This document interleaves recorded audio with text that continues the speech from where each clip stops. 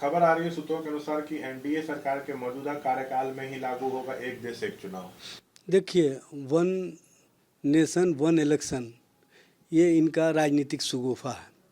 और सबसे बड़ी बात यह है कि जो ये कहते हैं कि खर्च कम होगा, ये जनता के अधिकार को जनता के बीच नहीं जाने देना चाहते हैं।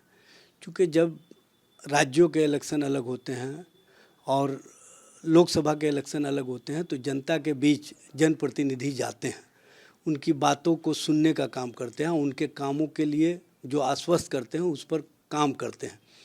जहाँ तक वन नेशन वन इलेक्शन का मामला है, इसमें 3 तरह के चुनाव होते हैं। एक लोकल बॉडीज़ के चुनाव, दूसरे विधानसभा के चुनाव, तीसरे लोकसभा के चुनाव।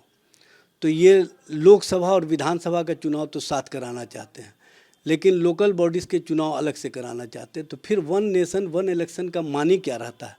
और सबसे बड़ी बात यह है कि भारतीय जनता पार्टी के राष्ट्रीय अध्यक्ष जेपी नड्डा ने कहा था कि छोटी पार्टियों के अस्तित्व को समाप्त कर देना चाहिए।